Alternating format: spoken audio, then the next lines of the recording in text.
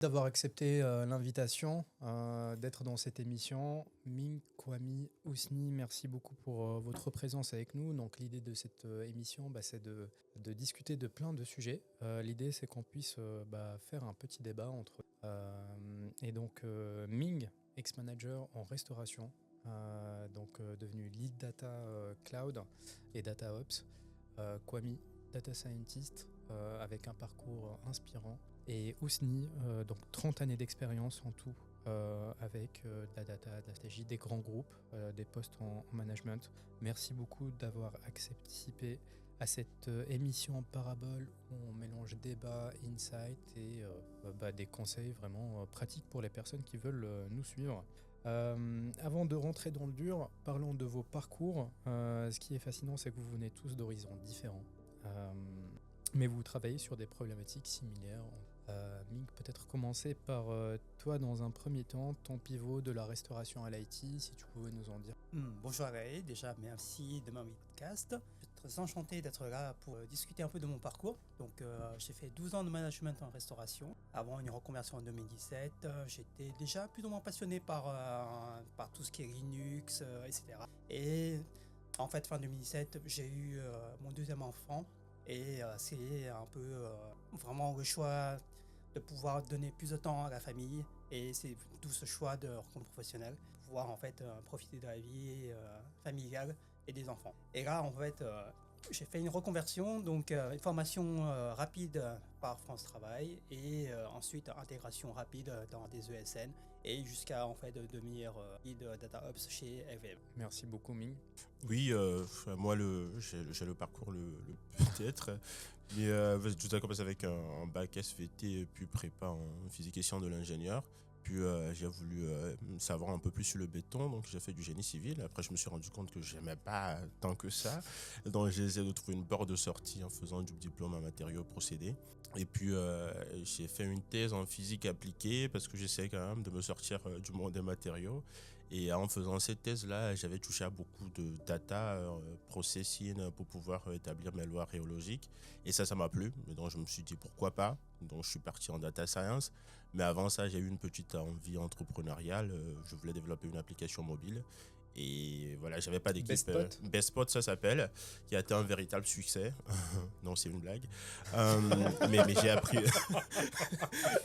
j'ai appris beaucoup de choses et je me suis dit que je me lançais là-dessus pendant une année. Donc j'ai fait ça tout seul jusqu'au marketing.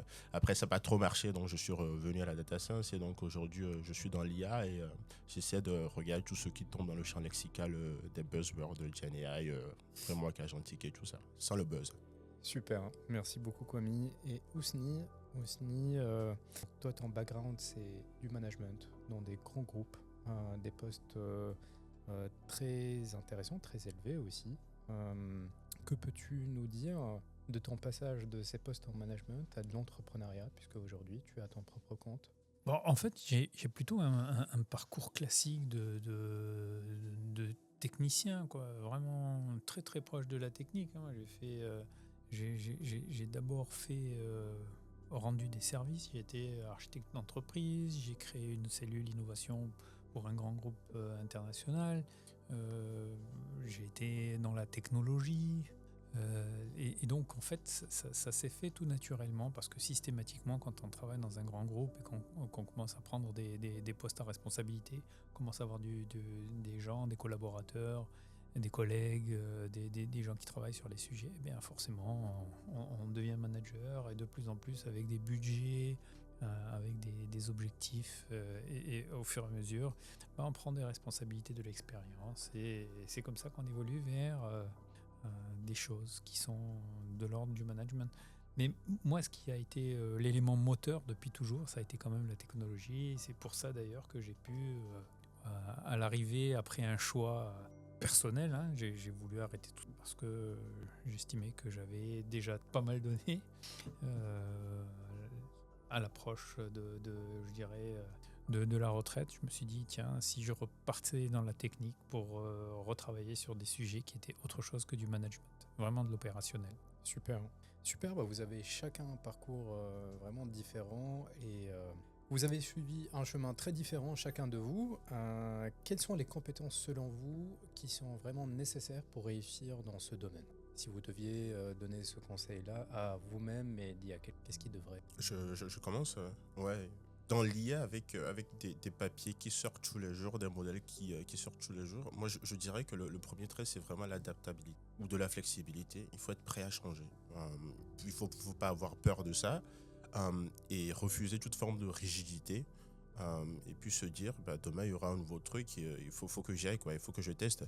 Mais pour pouvoir le faire, je pense qu'il faut avoir aussi des bases très solides. Et pour ceux qui veulent continuer en IA ou en data science, je pense qu'avoir des bases mathématiques assez solides, ça te permet quand même d'aller d'un modèle à l'autre sans trop avoir peur. Et une fois que tu as cette base-là, je pense que tout vient à toi naturellement. Mais flexible et adaptable, je pense que c'est les grands mots.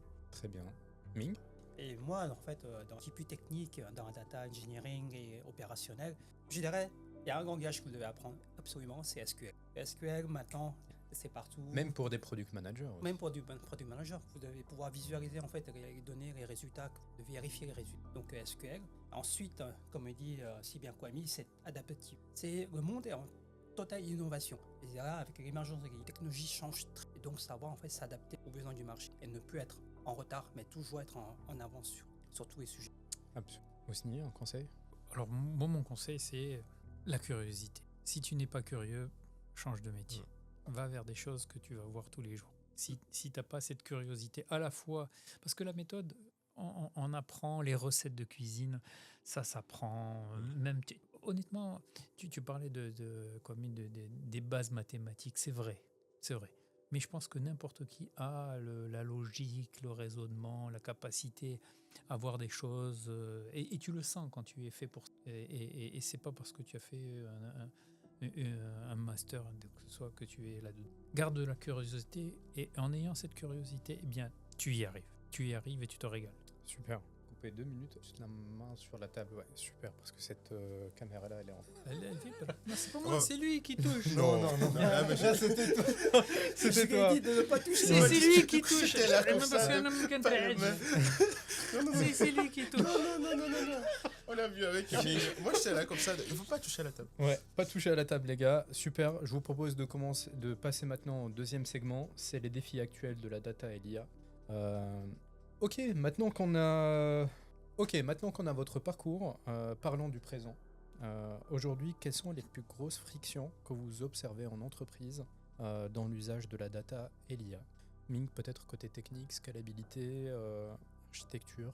D'abord, en fait, la majorité des grandes entreprises est sur les données. La scalabilité, maintenant, en fait, le cloud nous permet en fait de traiter vraiment des terras de données très facilement sur le cloud sans aucun souci. On peut donner GA4 très rapidement. Mais il y a un principal problème, c'est vraiment la qualité de la donnée. Très souvent, on fait face à des projets qu'on rencontre. On dit que la data est là, mais on n'arrive pas à trouver les données, la qualité nécessaire pour donner les KPI qu'on veut sortir. Et ça, en fait, c'est le principal, vraiment, avoir en fait une data uniforme. Sur la qualité de la donnée, je sais qu'Ousni, tu as beaucoup de choses à dire. Qu'est-ce que tu... Alors moi, je suis mitigé là-dessus. Pour moi, la qualité de la donnée, je reste persuadé qu'on n'est pas obligé d'avoir 100% de qualité de la donnée. Il faut établir des seuils et que c'est très variable. C'est vrai que quand on fait du Google Analytics, quand on fait du crawling sur le net, on va pouvoir récupérer une quantité de données phénoménale. L'intelligence, c'est de pouvoir aller trier le bon grain de livret et pouvoir trouver le niveau acceptable de données en termes de qualité, le niveau acceptable qui va nous permettre... Parce qu'en fait, le principal truc de toute cette donnée, c'est qu'est-ce qu'on va en faire, qu'est-ce qu'on a comme objectif, comment essayer de trouver de l'intelligence. Et vraiment, moi je pense que l'humain, l'expert fonctionnel, l'expert métier, c'est lui qui va pouvoir nous dire... qu'est-ce qu'il faut qu'on fasse de ces données pour pouvoir trouver quelque chose. Parce que en fait, l'objectif, c'est quoi? C'est la stratégie. Je veux faire quelque chose en termes de stratégie de ces grands nombres que j'obtiens. Eh bien, si c'est ça l'objectif, qu'est-ce qu'on a besoin de connaître? Une qualité de la donnée à 100%. Mais c'est vrai que quand on est à des niveaux de 10, 15, 30% de qualité de la donnée, on peut rien faire, on est bloqué. C'est pas viable. Ce n'est pas viable. Kwame, j'ai une question. Quelles sont les erreurs les plus courantes que tu vois dans les autres questions de qualité de la donnée, surtout pour de la data science? Ouais, moi je pense que j'abonde dans le même sens que Ousni, mais je pense que la qualité, elle est super importante parce qu'aujourd'hui, avec l'avènement des LLM et des grands modèles, si vous n'avez pas de données, vous ne pouvez pas faire d'entraînement. Donc là, il y a une question de quantité qui se pose, mais une question de qualité. Et c'est jusqu'à un certain moment, si vous avez que 2 ou 3 échantillons dans votre dataset, il y a rien qui est possible. Donc même en étant un expert, on peut essayer de trouver des solutions de contournement, mais on n'a pas de données, on peut rien en sortir. Et moi, je pense que le plus gros problème aujourd'hui, c'est qu'on a conçu une sorte d'effet waouh autour des LLM et de la GenAI, et que tout le monde s'est mis à penser qu'on peut absolument faire tout et n'importe quoi avec. Et parfois, les gens font cette supposition que j'ai pas de données, mais LLM et GenAI, donc je vais avoir une solution miracle. Et donc, j'ai l'impression que de plus en plus, on passe du temps justement à déconstruire ce truc-là et puis à dire aux gens, attention, on a de qualité que de data potable que vous avez dans vos bases de données et puis allez les chercher. Et dans tous les projets, moi, au-delà du résultat final, j'essaie aussi de mettre en avant le travail de cleaning, d'analyse, de collecte de données qu'on a fait. Et généralement, les donneurs d'ordre ou de les preneurs de décision, ils ne font pas attention à ça. Ils attendent le ROI sur la solution finale, mais tout ce travail en amont qu'il faut faire pour avoir un modèle de qualité, ça, personne n'en parle. Et moi, je pense que c'est le grand défi aujourd'hui, de faire comprendre aux gens que pour avoir un bon LLM ou de faire de la bonne GenAI, il faut des données en quantité et en qualité. Du coup, ça revient à la question qu'on doit se poser, c'est comment faire évoluer la culture de la data dans les centres. Qu'est-ce que vous en pensez? Honnêtement, c'est vrai qu'il y a l'acculturation, c'est quelque chose de fondamental. Quand je suis arrivé chez Naval Group, la première chose dont je me suis rendu compte, c'est que la culture de la data, elle existait. Tu parlais d'une quantité de données suffisante pour pouvoir échantillonner tout ça, et que le principal problème, c'est qu'on sensibilise les gens en leur faisant croire que l'IA, c'est le miracle, c'est la solution à tout. Mais si tu n'as pas de culture de la donnée, si tu n'es pas capable de sourcer de la donnée, si tu n'es pas capable de la comprendre, de la cataloguer, de te rendre compte que tu es capable de mixer des domaines fonctionnels différents. Un exemple tout bête, le financier, il ne veut pas partager avec le logisticien. Le logisticien, il ne veut pas partager avec le contrôleur de gestion. Le contrôleur de gestion, il ne veut pas partager avec le RH. Le RH, il ne veut pas partager. Mais tout ça, il faut leur expliquer qu'en fait, il faut arrêter d'être propriétaire de la donnée. Il faut arrêter. Et souvent, les problèmes que l'on a de qualité de la donnée, c'est parce que tout le monde planque sa donnée et qu'on ne te donne pas les vraies données. On te dit, je suis obligé de masquer, ou on te donne des données anciennes, pas accurate, pas complète. Et à ton avis, comment on peut faire évoluer cette culture J'ai une solution radicale. Hein. Moi, je pense qu'il faut faire un grand projet qui se casse la gueule. Et si ça se casse la gueule, quand on fait une analyse post-mortem, malheureusement, plusieurs personnes ne le font pas. Sur plein de projets, vous passez 80% du temps à collecter et puis analyser de la donnée et 20% à faire une partie modèle data science. À la fin d'un tel projet, ce que les gens présentent, c'est juste les 20%. Et donc, ceux qui ont commandité le projet, ils ont l'impression que les 80% étaient déjà acquis. Moi, je pense, et donc je pousse maintenant, chaque fois qu'on a fait des projets, on présente le résultat final, mais on passe quand même un temps conséquent à montrer qu'on a passé 80% du temps et dans du budget à collecter de la donnée. Et parfois, de la cleaner, de la structurer, d'essayer de comprendre, de parler au business pour savoir est-ce que le client il était effectivement en Afghanistan ou pas, ce genre de problème. Et encore, ça, c'est des use cases où l'erreur, elle est évidente. Il y a plein de données où l'erreur, elle n'est même pas évidente. Et donc, vous entraînez des modèles avec ça. Donc, je pense qu'il faut communiquer intensivement sur cette partie cleaning. Et puis, si un projet se casse la gueule, essayer de montrer que dans l'analyse post-mortem, c'est juste cette partie data-là que ça a capoté. Peut-être que ça pourrait réveiller certaines personnes. Oui, moi je rejoins pas mal de points de Kwame, mais pas aussi radical que lui. C'est sur un de mes différents projets récemment, en fait, ce qu'on a mis en place, c'est vraiment mettre des données, des feedbacks sur la qualité des données à retourner donc aux différentes sources, afin que la personne puisse revoir avec les équipes techniques comment améliorer tout ce process, et même au sein même du groupe, d'améliorer côté saisie des données, donc d'avoir une formation auprès des différents vendeurs, de pouvoir améliorer les données même à la base. Et ce genre de feedback est même très important, même pour je dirais pour les différentes entreprises sous entités, de savoir en fait, voilà, les données sont les plus mauvaises et comment est-ce que moi je peux les améliorer. Si je prends un cas, par exemple, il y avait un cas où ce sont les données asiatiques. Vous savez qu'en Asie, on combine très souvent le nom de famille avec le prénom ensemble et saisi dans un même champ. Et en fait, qu'est-ce qui se passe? C'est que quand eux, ils veulent réconcilier des données, c'est très difficile de pouvoir réconcilier par le nom de famille parce que maintenant, tout est concaténé. Et donc, en fait, ce qui est fait nécessaire, c'est de pouvoir en fait fournir des solutions même aux différentes, quand on est dans le groupe, donner des solutions aux différentes entités, améliorer leur qualité de données. Super. Eh ben, bravo les gars, on a terminé un segment. Je vous propose maintenant de passer à la technologie en action. L'idée de ce segment, l'objectif, c'est d'offrir des insights concrets qui nous regardent, qui pourraient utiliser au quotidien peut-être, et donc les aider un petit peu sur cette partie. Donc parlons tech, aujourd'hui, quels sont les outils et frameworks que vous utilisez au quotidien? Côté data engineering, vous savez, l'outil le plus utilisé, vraiment le plus performant actuellement sur le marché, c'est BigQuery. Et De Google. De Google, donc présent sur GCP. Et vous voyez en fait beaucoup d'entreprises qui ont migré sur toute plateforme parce que cet outil est scalable presque à l'infini. Il ne faut pas faire des requêtes à 15 000 euros. Voilà. Mais ça démontre en fait que cet outil est tellement scalable que en fait, vous pouvez consommer 15 000 euros sur une requête.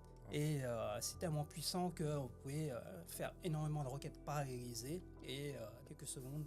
Et aussi, GCP fournit aussi un outil d'ETL ou d'ELT qui s'appelle Dataform, qui est un outil qui est similaire à DBT, donc ça doit parler à tous les data ingénieurs, voilà, un database, et qui permet en fait de créer des flux très simples, très rapidement, d'intégration de données, de transformation et de mise à disposition. Merci beaucoup, c'est très clair. Kwame, peut-être un outil que tu utilises au quotidien? Ouais, obligatoire en data science, enfin je pense à ChatGPT.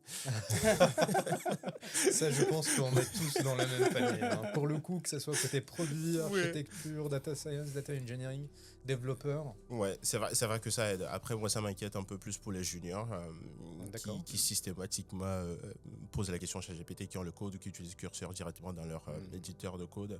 Mais je pense que ça aide si c'est utilisé avec parcimonie.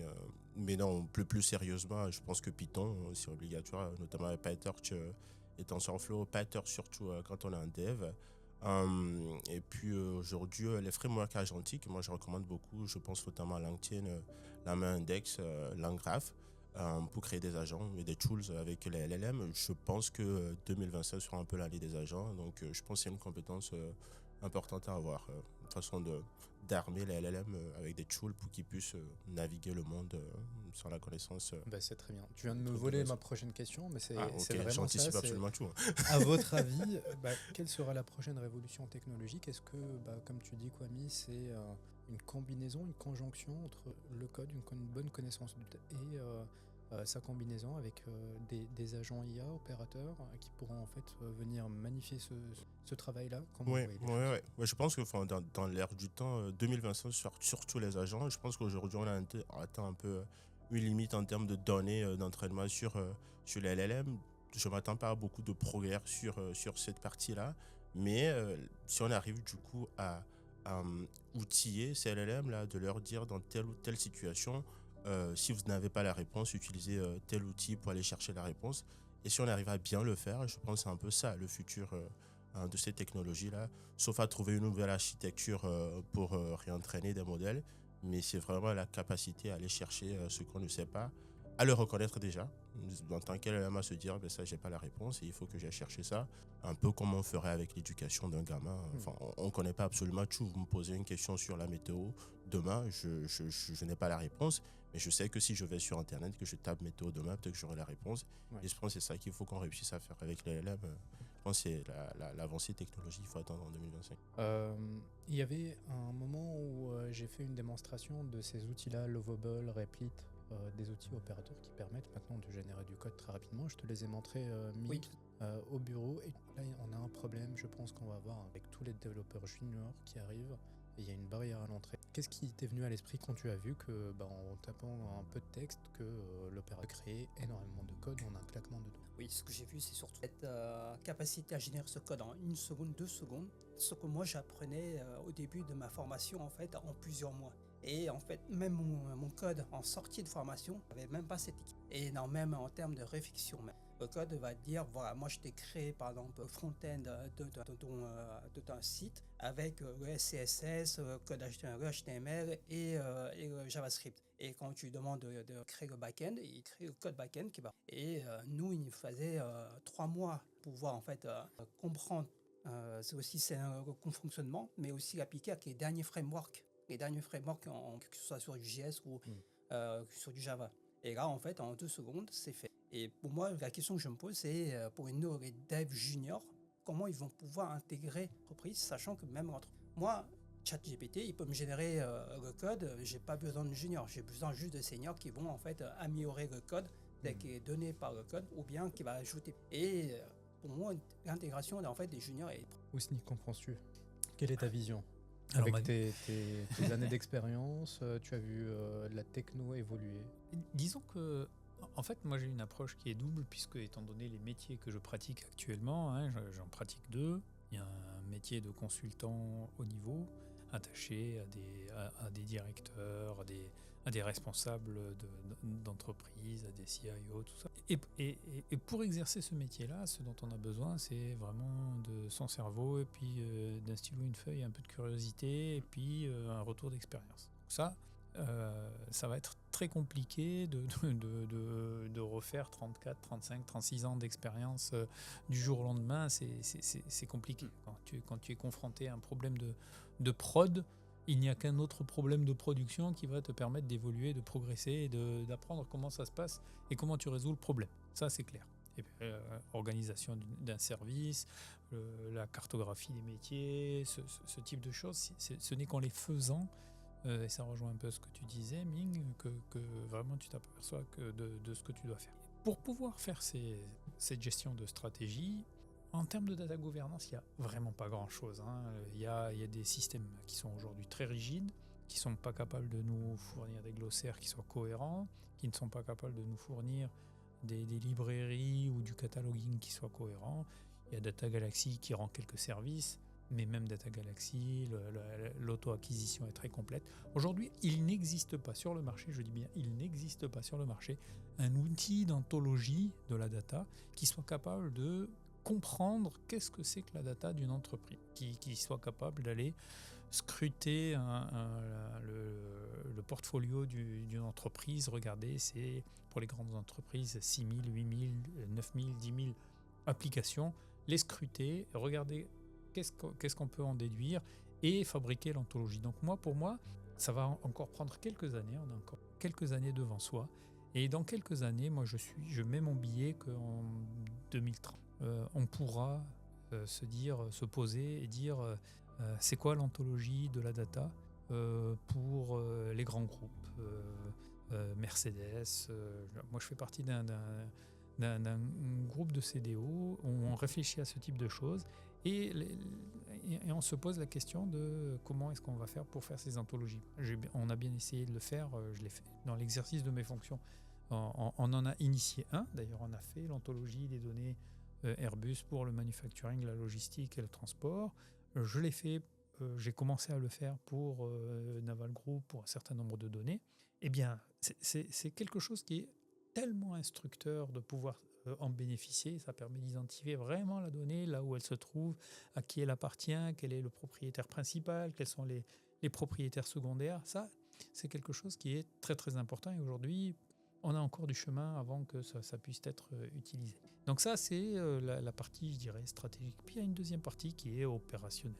Je reviens vers mes vieux amours qui sont l'architecture de la donnée et comment elle se compose. Et donc là-dessus, retravailler avec des MCD, c'est-à-dire des modèles conceptuels de données, retravailler avec des schémas d'architecnique, les flux, comment ils se passent, d'où on récupère la donnée, comment on fait pour construire les pipelines, quelles sont les règles de gestion qu'on met en place, quel KPI on veut fabriquer. Vous voyez, et ça, Ou bien on fait, il y a plein d'outils sur le marché, mais par exemple, un simple outil de dessin est suffisant. Hein. Lucide, pour ne pas le citer, est largement suffisant. Il y a du Transact SQL, par exemple, pour les outils tels que Sybase, Oracle a mis en place plein de choses. Je pense que l'outillage, c'est vrai, est important, mais comme on disait tout à l'heure, le langage est plus important. Et puis la conceptualisation et la modélisation, et ce sont des concepts qui s'apprennent, évidemment. Super, merci beaucoup messieurs pour ces éléments intéressants. On arrive au segment qui sont les leçons et les conseils pour réussir en data et IA. On a parlé des jeunes, des développeurs juniors.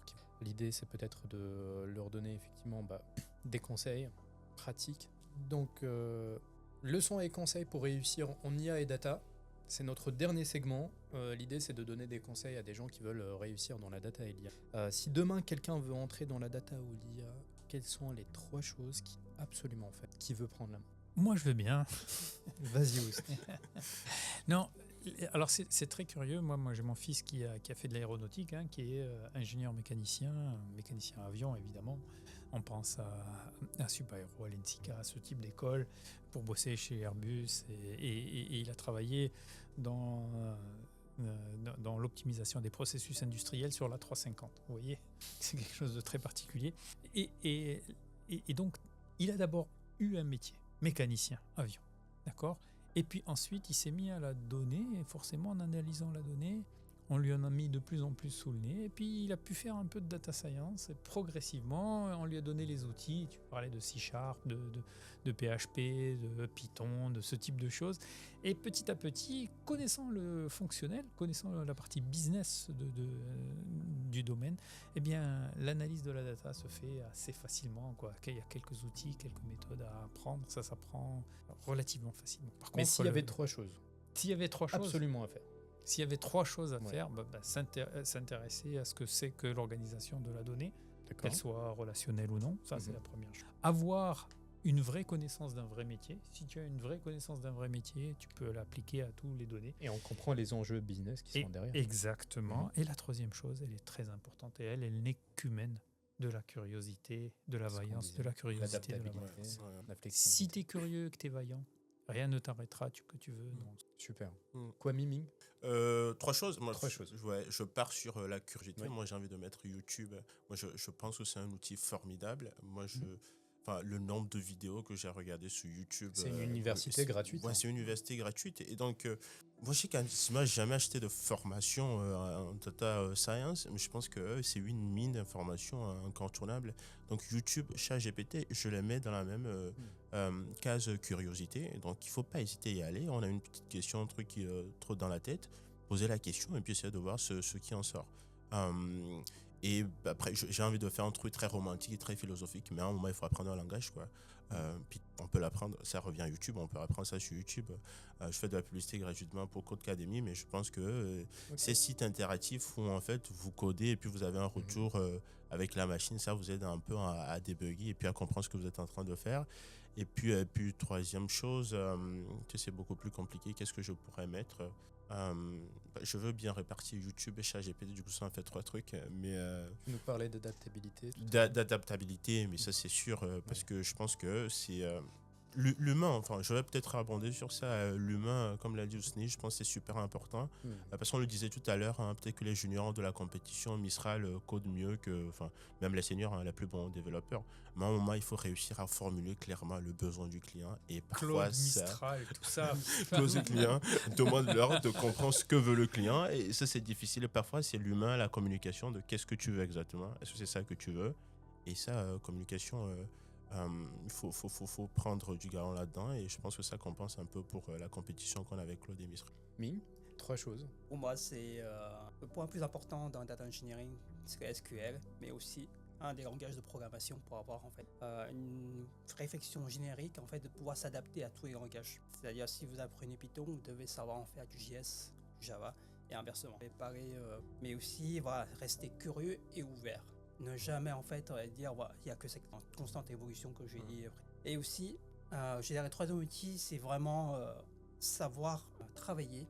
Voilà, se faire seconder par ChatGPT, optimiser son code, mais vraiment apporter une vraie plus-value à ce que et pas coder dans son côté. Et peut-être qu'en fait on passait à côté du meilleur. De toutes les manières, ChatGPT, ce que tu lui prends, tu le lui redonnes sous forme de code. Hein. Il apprend de toi en même temps que tu apprends de lui. Hein.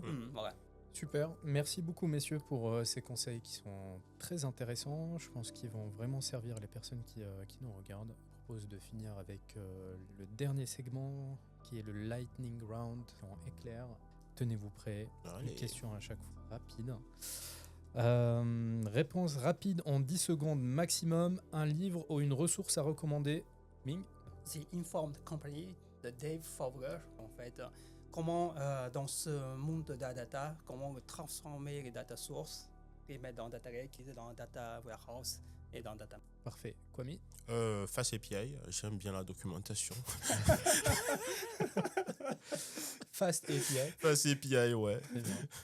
Et moi, je reprends ta réponse de tout à l'heure, YouTube. Ah oui, c'est vrai. J'aurais dû dire ça, en fait. Votre pire erreur en data IA, est-ce que vous en avez appris? Pire erreur.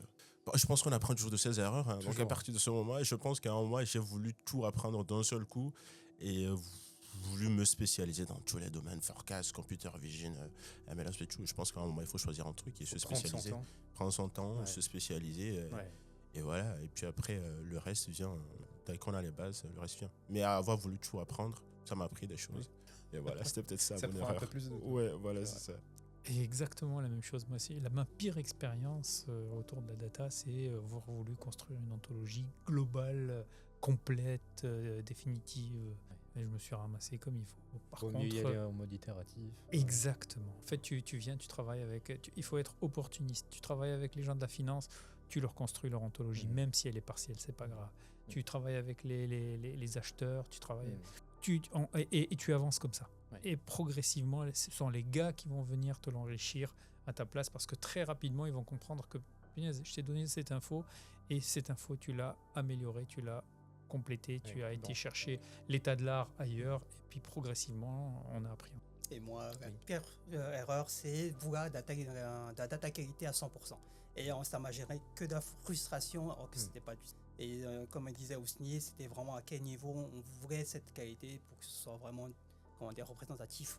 Parfait, messieurs. Un outil sans lequel vous ne pourriez pas bosser, parce que vous avez déjà cité. Internet. Outil peut-être.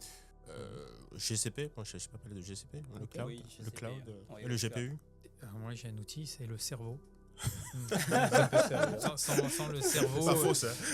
sans ton cerveau, je veux dire, un peu de bon sens, le bon sens paysan, bordel. Ouais. Et si on gardait ça un peu à l'esprit, croire que le chat, je sais pas quoi, il va tout La te dernière fabriquer. fois, je sais pas c'est où que je me baladais, mais j'avais vu écrit sur un mur cette citation qui disait « Le temps de cerveau disponible est la nouvelle devise, mais le compte bancaire ». Et c'est vrai qu'aujourd'hui, avec la data, l'IA, partout, on essaie de... Mais notre temps de cerveau, il devient de plus précieux. En fait. Si vous deviez tout recommencer, que feriez-vous différemment? Ah, moi, je peux vous le dire. Hein. Mhm. Je changerais strict tout ce que j'ai fait, tout ce que j'ai appris. J'aurais une énorme frustration à pas l'apprendre aujourd'hui. Pareil, Tu ne je changes pensais, rien. je pensais que j'allais être la seule personne à dire ça. Ça fait un peu égoïste ou je sais pas, connaisseur de tout, mais non, je pense qu'on a appris de tout ce qu'on a pu faire et moi je pense que tous les choix, ça contribue à cette diversité là humaine et puis technologique qui font qu'aujourd'hui, j'ai une compréhension, j'ai une compréhension un peu plus large, et un peu plus diversifiée de tous les sujets. Moi je pense que c'est une bénédiction. Tu sais, moi j'ai déjà refait ma vie avec ma reconversion professionnelle et je donne rien au monde pour changer. Et j'ai tellement appris et c'est tellement enrichissant et je serais même pas autour de cette table-là avec vous si j'avais pas fait ma reconversion. Et il y a cette citation de Confucius qui dit que ta deuxième vie commence lorsque tu comprends que tu en as qu'une seule. C'est beau. Ouais. C'est beau. Ah, c'est magnifique. C'est vrai. Ouais. Le plus gros mythe sur l'IA ou la data selon vous? Le mythe que vous entendez. Il y a un énorme mythe, les gars, quand je vais vous en parler. On va remplacer les gens. Ça, c'est un mythe. C'est une fable. Depuis que je suis gamin, vous savez, moi, mes études, je les ai terminées par un doctorat en intelligence artificielle. Et la première des choses qu'on m'a dit quand on a amené les langages de 4e génération, c'est on n'aura plus besoin de programmeurs. 40 ans plus tard, il y a encore des programmeurs. C'est un mythe. Les gens, ils seront là. Ils seront là. Et quand on était gamin... Une évolution. Exactement. Quand on était gamin, on nous disait ça va remplacer l'humain. Arrêtez de dire des conneries. On en aura besoin. L'être humain, il est là. Il est là et il rend des services que jamais une machine ne pourra faire. Ça réduira peut-être le nombre de personnes qui feront, mais ça nous donnera plus de temps pour faire. Et personne ne nous remplacera. Kwame Ming. Moi, je pense que c'est l'intelligence artificielle généralisée, AGI, de penser que c'est atteignable très bientôt, n'en déplaise à Sam Altman et tous ceux qui développent ces modèles. Parce que là, on a encore des modèles qui ont du mal à faire 13 x 13, et puis elle te dit combien il y a de R dans Strawberry. Mais là, ça a été hard-codé dans tous les LLM, mais je pense qu'on est loin de ça. Quand on voit les vraies applications, moi qui travaille sur ça tous les jours, je pense qu'il y a des trucs très très simples sur lesquels même les modèles les plus puissants ont du mal. Donc moi, je suis loin de cette réalité. On pense que la GNI va remplacer. La rejoint Ousni, je pense qu'on est encore très loin de ça. Je ne vois pas ça arriver dans quelques années. Je ne donnerai pas ma main à couper, mais c'est ce que je pense là pour l'instant. T'inquiète, tu mourras avant que ta main soit coupée. tu seras un vieux crouton avant que ta main soit coupée. Et moi, c'est que l'IA dépasse l'humain en termes d'intelligence. Impossible. Comme en fait un odyssée de l'espace qui prennent en fait que l'IA soit assez intelligente pour prendre le contrôle et éviter de se faire tuer. Et voilà, jusqu'à atteindre le niveau de l'être humain, de profondeur de réflexion dans tous les domaines. Est-ce que tu sais qu'il y a un physicien qui a réfléchi là-dessus et qui a écrit pas mal de choses? Et il a fait il a écrit d'abord des nouvelles et puis il a écrit des bouquins. Il s'appelait Isaac Asimov. Faut lire Isaac Asimov et vous allez voir que en fait il y a plein de choses, plein de projections qu'il a fait qui sont tellement réalistes et qui se réalisent aujourd'hui, mais évidemment ça a ses limites. C'est que on oublie que malgré tout l'être humain, le cerveau humain, Est-ce que des dans millions d'années d'évolution. Est-ce que Matrix, le film aussi, c'était un peu ce qu'il y avait dedans, les agents IA, les agents Smith? C'est du fantasme. Jolis effets spéciaux quand même. Oui, bien sûr. Dernière question, votre prédiction choc pour le futur de l'IA, de la data. Un gros silence. Un gros silence là, ouais. Je vais choquer tout le monde. L'IA va amener des choses auxquelles on ne s'attend pas aujourd'hui. Et il y a plein de choses qu'elle ne va pas amener et ça va décevoir beaucoup de gens. Et l'avenir de la data qui l'a vu évoluer. Il est essentiel. Il est essentiel et on maîtrisera de mieux en mieux. Et le jour où on est capable d'avoir... Là, clairement, ça permettra d'être... Mais ce sera... Et ça, c'est vraiment une prévision. Hein. C'est Irma avec sa boule de cristal. Il y a un truc qui va contrecarrer ça. Et heureusement, c'est la liberté individuelle et la confidentialité des données en valeur de GDPR, de réglementation. Heureusement, tout ne sort. Et petit à petit, on va se dire, moi, ça me dérange pas qu'on connaisse mon nom, mon prénom, mon adresse, tout ça, mais je veux pas que les gens connaissent ma religion, je veux pas que les gens connaissent mes maladies, je veux pas que les gens me connaissent au fond de moi-même.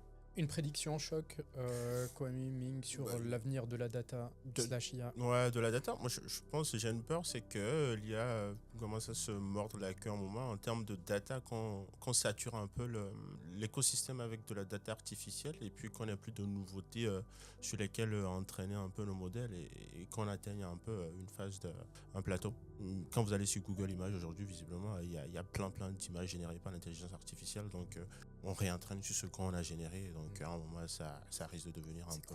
Tu penses à un écroulement quand même? Ouais, je pense qu'on a quand même atteint ce plateau depuis un moment et je pense pas que ça va s'améliorer. C'est pour ça qu'il faut peut-être passer aux agents et puis aux tools, mais c'est un peu ça, moi, ma crainte. Super. Hein. Pour moi, sur la data, ça va être une plus grande maturité. Je rejoins aussi sur vraiment de données et sur ce que l'entreprise va en faire avec, va monter de nouveaux leviers. Très bien, un immense merci à Ming, Kwame, Ousni, pour ces éléments, un immense merci à Ming, Kwame et Ousni pour cet échange ultra enrichissant. Donc on a eu énormément d'idées intéressantes que l'on a partagées, des conseils pratiques, une vision aussi sur la data et l'IA. C'était une conversation délicieuse. Si cet épisode vous a plu, abonnez-vous, laissez un commentaire, partagez autour de vous. Retrouvez-nous et nos invités sur LinkedIn, vous allez avoir les informations de tout le monde, et ceux de Parabole bien sûr. Découvrez leurs derniers projets, vous pouvez aussi les contacter, leur poser vos questions. On se retrouve dans le prochain épisode de Parabole. Merci beaucoup et à la prochaine. Merci à à vous. toi. Merci.